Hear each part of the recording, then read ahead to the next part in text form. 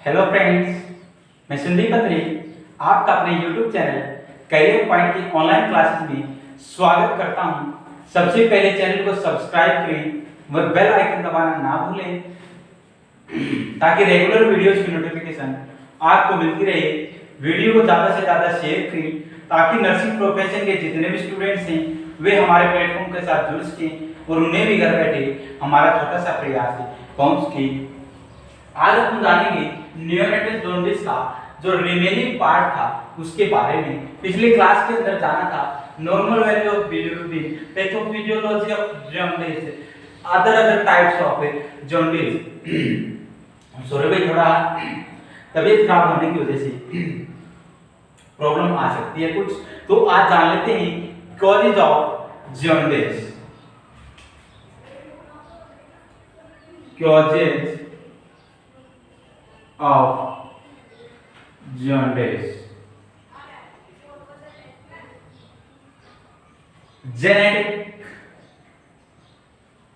Genetic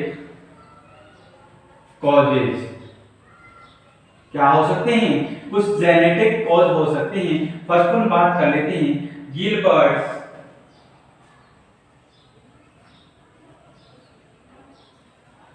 syndrome. Gilbert syndrome के अंदर क्या होगा, जो अपन ने पढ़ा था पिछली क्लास के अंदर, U D P G T enzyme, उस एंजाइम की डेफिशिएंसी हो जाएगी। उस एंजाइम की डेफिशिएंसी होने के कारण क्या होगा, जो अनकॉन्जुगेटेड बिलिरुबिन है वह कॉन्जुगेटेड बिलिरुबिन में चेंज नहीं हो पाएगा। अगर ऐसा नहीं होगा तो क्या होगा, बॉडी के अंदर अनकॉन्जुगेटेड बिलिरुबिन का लेवल इंक्रीज होगा और क्या होगा, जॉन्डिस की कंडीशन बेबी के अंदर आकर होगी तो एक्सक्रीशन क्या होगा, कम होगा।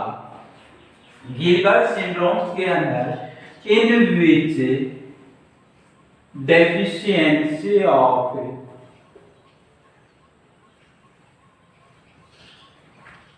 U D P G T enzyme. Full form के बारे में जाना था यूरिडीन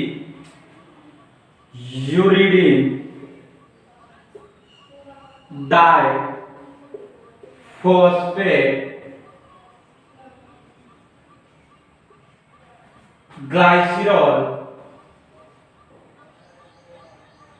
ट्रांसफेरेज एंजाइम। यह एंजाइम क्या करता है, it convert unconjugated bilirubin into conjugated bilirubin. It convert conjugated bilirubin into, sorry भाई, इट कन्वर्ट अनकॉन्जुगेटेड, कौन से को, अनकॉन्जुगेटेड को किसके अंदर, कॉन्जुगेटेड बिलिरुबिन के अंदर क्या करता है, कन्वर्ट करता है। ये अपन ने क्या था ना, जेनेटिक कॉज, कौन सा, गिलबर्ट सिंड्रोम। नेक्स्ट वन कौन सा हो गया, Crigler Najjar syndrome.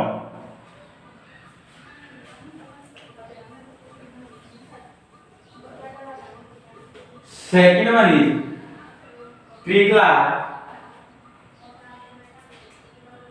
क्रिगलर Najjar syndrome. इस सिंड्रोम के अंदर भी क्या देखने को मिलेगा, deficiency of UDP GT enzymes. Same condition होगी, deficiency of UDP GT enzyme. तो इसके कारण में क्या होगा, जो अनकॉन्जुगेटेड बिलिरुबिन है उसका लेवल बेबी की बॉडी के अंदर क्या होगा, इंक्रीज होगा और वही क्या कॉज करेगा, jaundice. Next one is Dubin Johnson syndrome. Third one is ड्यूबे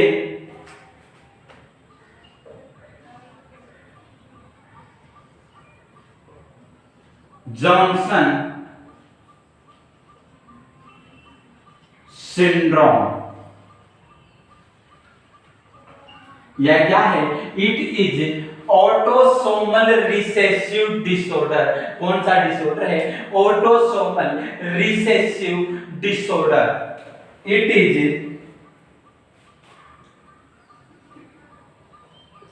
autosomal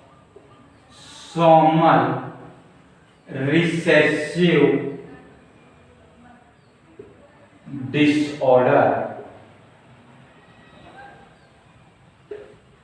जो ड्यूबिन जॉनसन सिंड्रोम है इसके अंदर क्या देखने को मिलेगा, in which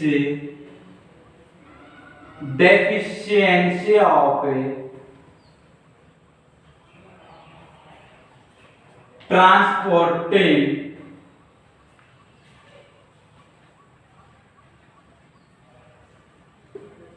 protein into the liver।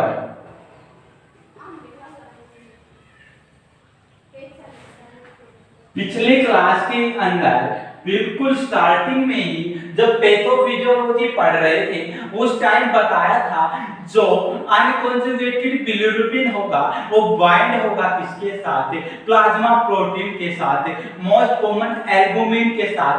Albumin के साथ बाइंड होने के बाद कहां जाता था, लीवर के पास जाता था।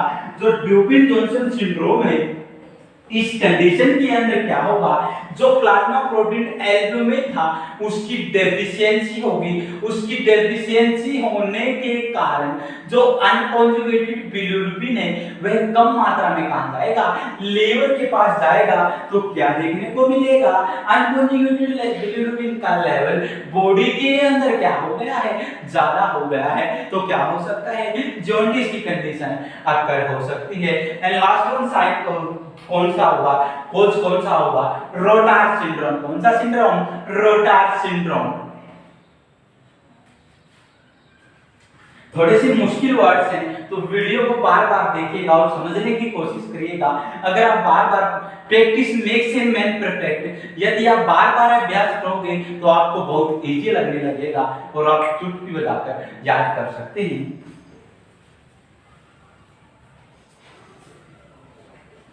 Last one is Rotor syndrome.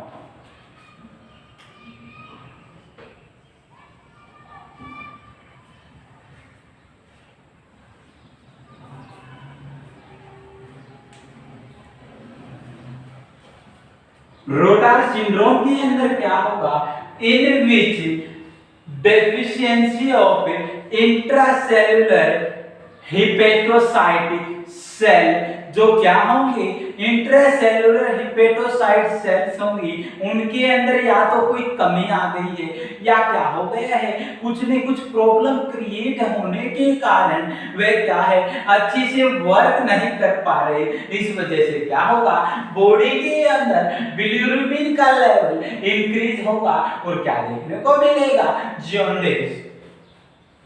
In which problem creating intracellular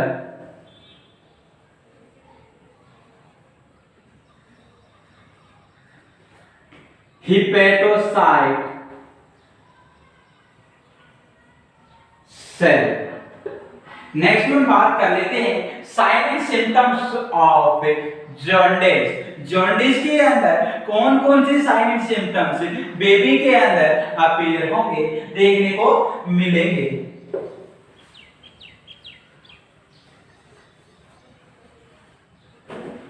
sign and symptoms,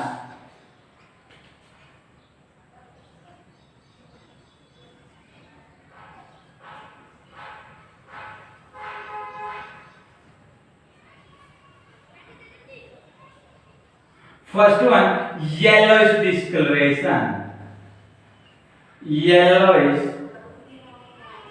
discolouration.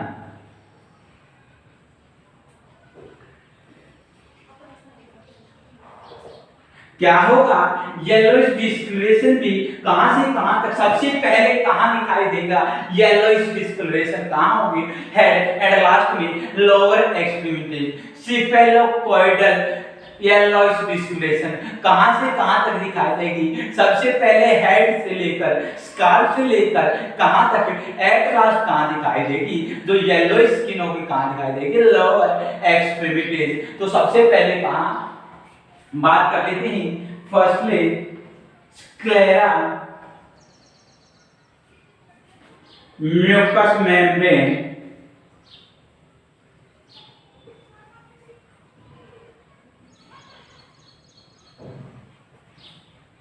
यदि स्क्लेरा या म्यूकस मेम्ब्रेन क्या है, येलोइश डिस्कलरेशन है, तो उस टाइम जो बिलिरुबिन का लेवल होगा वो बेबी के अंदर कितना होगा, मोर देन 2 mg। कितना भाई, more than 2 mg, sorry more than 5 mg। कितने से ज्यादा, मोर देन 5 mg पर dl। यदि ओनली येलोइश डिस्कलरेशन कहां से हो रही है, स्क्लेरा और म्यूकस मेम्ब्रेन पे से हो रही है, तो बिलिरुबिन का लेवल कितना होगा, मोर देन 5 mg पर dl। यदि सेकंड में बात कर ले नेक, यदि नेक के ऊपर भी क्या हो गया है, येलोइश डिस्कलरेशन हो गई है, तो बिलिरुबिन का लेवल कितना होगा, 10 mg पर dl, मोर देन 10 mg पर dl। थर्ड वन बात कर लेते हैं, यदि थोरैक्स और अपर अम्बिलिकल एरिया के अंदर येलोइश डिस्कलरेशन सीन होने लगा है, तो बिलिरुबिन का लेवल कितना होगा, मोर देन 12 mg पर dl। कहां, thorax and upper umbilical area.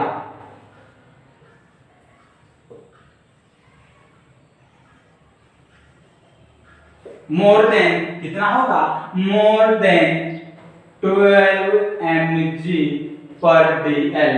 Next one बात कर लेते हैं, यदि जो येलोइश डिस्कलरेशन है वो लोअर एम्बिलिकल से नीचे सीन होने लग जाती है, तो बिलिरुबिन का लेवल कितना होगा, मोर देन 15 mg पर dl। कहां, lower umbilical area, lower umbilical area, तो कितना होगा, मोर देन 15 mg पर dl। लास्ट वन बात कर लेते हैं, यदि येलोइश डिस्कलरेशन कहां तक पहुंच जाए, लोअर एक्सट्रीमिटीज तक पहुंच जाए, लोअर एक्सट्रीमिटीज तक दिखाई देने लग जाए, तो बिलिरुबिन का लेवल कितना होगा, मोर देन 20 mg पर dl। इफ lower extremities,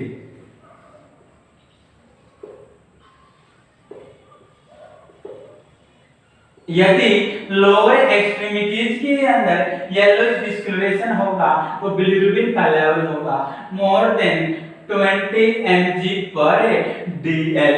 ये अपन ने जाना different condition of yellowish discoloration of body part से। अब जान लेते हैं, यदि 20 mg से ज्यादा क्या हो, बिलिरुबिन का लेवल होगा, तो यह क्रॉस कर जाएगा बी को ब्लड ब्रेन बैरियर को क्रॉस करके कहां पहुंच जाएगा, सीएनएस में। सेंट्रल नर्वस सिस्टम में पहुंचने के बाद क्या करेगा, परमानेंट डिस्ट्रॉय कर देगा ब्रेन के पार्ट्स को, permanently destroy the brain parts, वह दोबारा रिसॉल्व नहीं हो सकते। तो इस कंडीशन को अगर ऐसा होता है तो क्या बोलते हैं, कर्नेक्चर्स का बोलते हैं, kernicterus condition. If bilirubin level more than 20 mg per dl, then क्या होगा, it cross BBB blood brain barrier and reach कहां पहुंच जाएगा, CNS और क्या कोज कर देगा, परमानेंट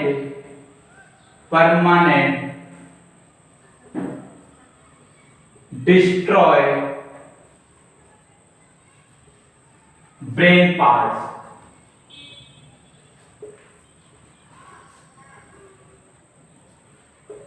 कब करेगा ऐसा, इस कंडीशन को क्या बोलते हैं, कर्नेक्चर्स। क्या बोलते हैं, कर्नेक्चर्स।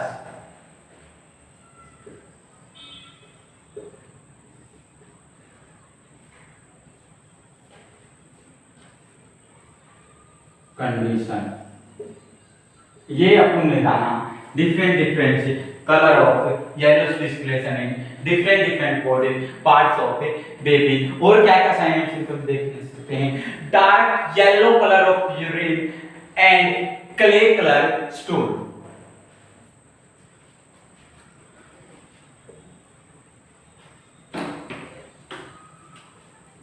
नेक्स्ट वन कौन सा साइन एंड सिम्टम्स देखने को मिल सकता है,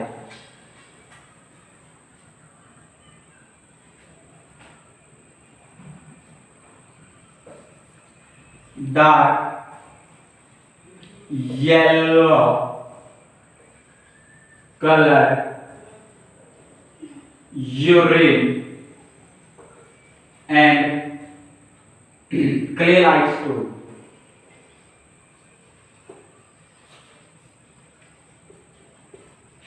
नेक्स्ट वन लेथार्जी। क्या होगा, लेथार्जी, बेबी बिल्कुल सुस्त होगा, किसी भी प्रकार की कोई भी मूवमेंट नहीं कर पाएगा। And last one is poor breast feeding, poor breast feeding. क्या होगा, अच्छे से ब्रेस्ट फीड भी नहीं कर पाएगा बेबी। यदि बेबी के अंदर कौन सी कंडीशन अक्कर है, जॉन्डिस की कंडीशन बेबी के अंदर अक्कर हो गई है, तो क्या करेगा, पुअर ब्रेस्ट फीडिंग, लेथार्जी होगा और dark yellow colour of urine and clay like stool. Next one जान लेते हैं, diagnostic evaluation.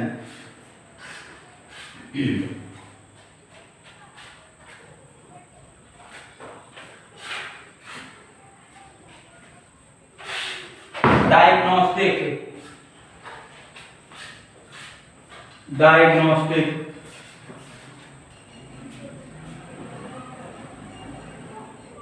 Evaluation.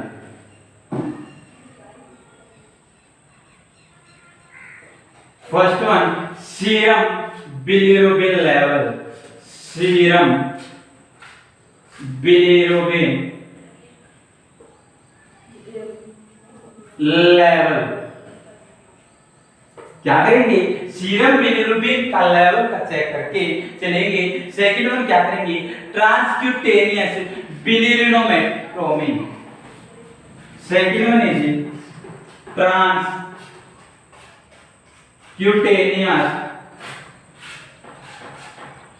बिलिरुबिनोमेट्री।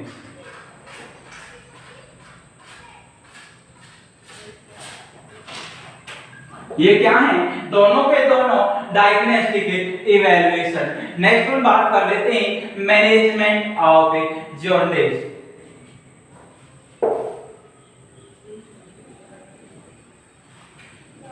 First one, management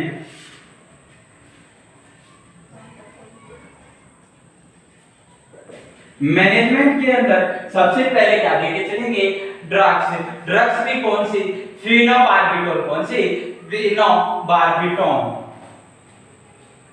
फिनोबार्बिटोल।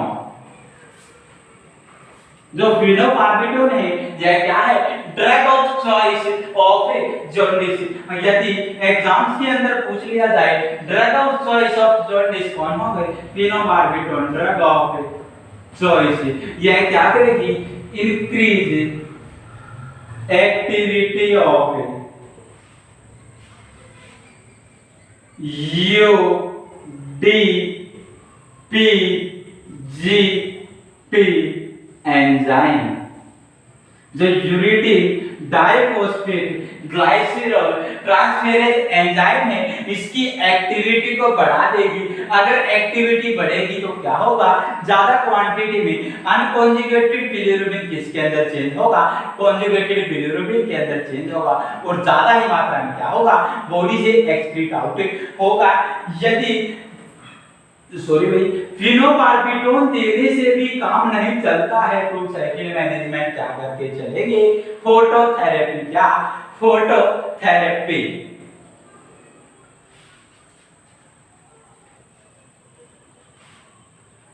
Second management क्या करेंगे, फोटोथेरेपी। फोटोथेरेपी।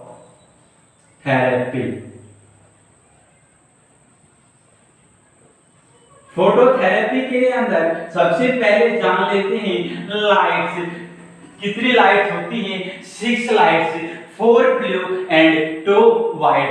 कितनी भाई, टोटल तो 6 लाइट्स होती हैं, 4 ब्लू कलर की होंगी और 2 कैसी होंगी, व्हाइट कलर की। 6 लाइट्स, 4 ब्लू एंड 2 व्हाइट। जो ब्लू लाइट होगी, blue light is absorb by unconjugated bilirubin. किसके द्वारा एब्जॉर्ब कर लिया जाएगा, अनकॉन्जुगेटेड बिलिरुबिन के द्वारा एब्जॉर्ब करने के बाद क्या करेंगे, कॉन्जुगेटेड बिलिरुबिन में चेंज करेगा और क्या करेगा, फोटो प्रोडक्ट्स के अंदर ब्रेक डाउन कर देगा। जो फोटो प्रोडक्ट्स होंगे वो वाटर के साथ मिक्स होकर बॉडी से एक्सक्रीट आउट हो जाएंगे। It absorbed by unconjugated bilirubin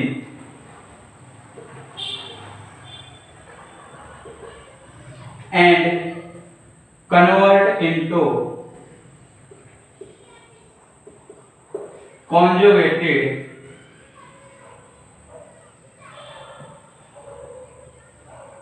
bilirubin. After that, it breaks down into photo products. इसके अंदर photo products के अंदर break down हो जाएंगे। It break down into photo products.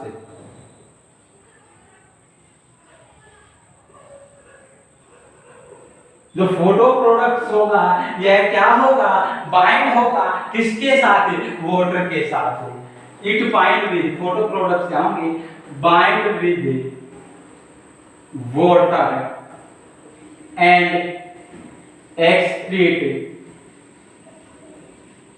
Out from the body. जो फोटोथेरेपी देने का मेन पर्पज क्या होता है, reduce and excrete out bilirubin. Bilirubin के लेवल को क्या करना, पहले तो रिड्यूस करना, उसके बाद एक्सक्रीट आउट करना बॉडी से। मेन पर्पज क्या होगा, reduce and excrete out from body। Next one जान लेते हैं लाइट्स के बारे में जाना। टोटल 6 लाइट्स होती है, 4 ब्लू एंड 2 व्हाइट। क्या करना होता है, जो जो बेबी और लाइट के बीच का डिस्टेंस कितना होना चाहिए, 45 सेंटीमीटर। कितना होना चाहिए भाई, 45 centimetre.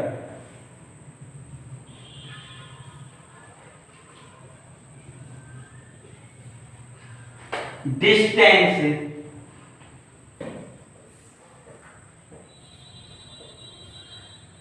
Between light and baby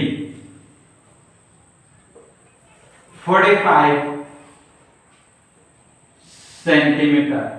second one, जो वेवलेंथ होगी लाइट की, कितनी होगी, wavelength of light, wavelength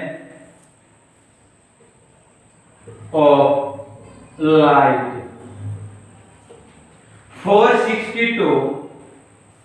490 nanogram. कितनी होगी, 460 to 490 नैनोग्राम। नेक्स्ट वन, क्या बात याद रखना है, जो फोटोथेरेपी के अंदर बल्ब यूज किया जाता है उसको 2000 आवर से ज्यादा यूज नहीं करना। Bulb not be used, bulb not be used more than 2000 hours। Next one, क्या करना है, जब भी सैंपल कलेक्ट कर रहे हो तो क्या करना है, लाइट को ऑफ कर देना है। To off the light when taken, क्या, sample. To off the light when taking sample। यदि सैंपल लेने के दौरान अपन लाइट को ऑन रखते हैं तो क्या हो सकता है, जो सैंपल अपन कलेक्ट कर रहे हैं सीरीज के अंदर तो उसके अंदर क्या हो सकता है, जो लाइट होगी वो क्या होगा, सैंपल तो कलेक्ट हो गया है सीरीज के अंदर तो उसके अंदर चेंज होने के ज्यादा चांसेस होंगे। इस कारण हमें क्या करना होता है, लाइट ऑफ रखना होता है। नेक्स्ट वन डाल लेते हैं, नर्सिंग रिस्पांसिबिलिटी कौन कौन सी होंगी ड्यूरिंग फोटोथेरेपी।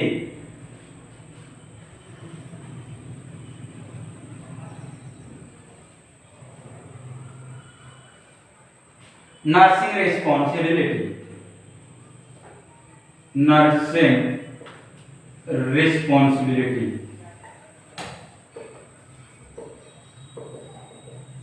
फर्स्ट वन क्या करना है, एक्सपोज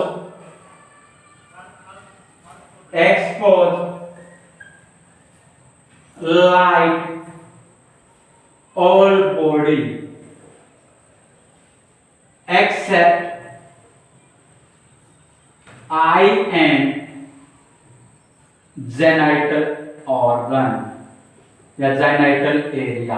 क्या करना है, जो फोटोथेरेपी के लाइट से उसको एक्सपोज करवाना है बेबी की पूरी बॉडी के ऊपर, एक्सेप्ट कौन से एरिया के छोड़ के, आई को और जेनाइटल एरिया को छोड़कर।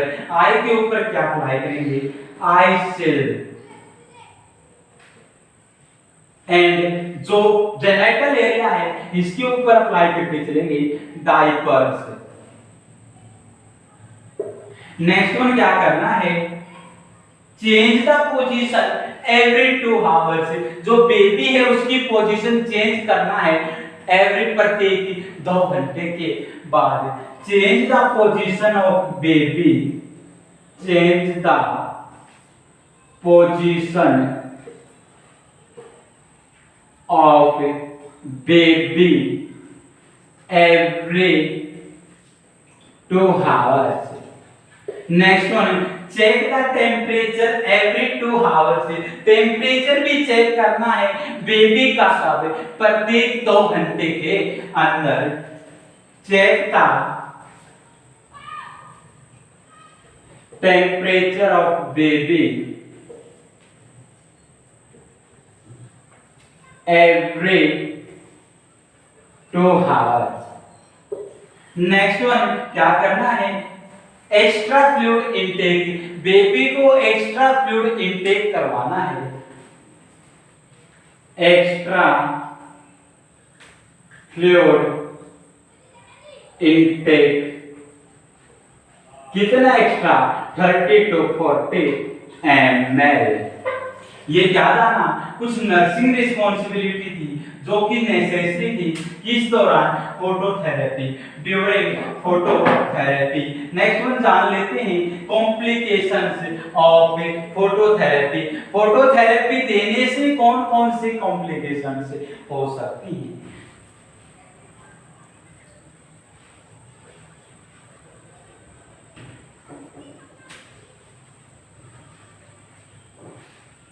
कॉम्प्लिकेशन,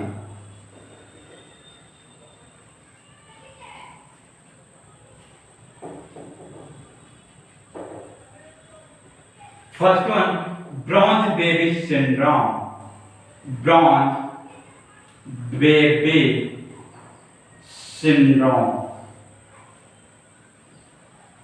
सेकेंड वन क्या कॉम्प्लिकेशन हो सकती है, हाइपोवोलेमिया, डिहाइड्रेशन की कंडीशन बेबी के अंदर अक्कर हो सकती है। जो ब्रॉन्ज बेबी सिंड्रोम, यह क्या होगा, जो बेबी की स्किन है वो कैसी दिखाई देगी, येलोइश डिस्कलरेशन होगा।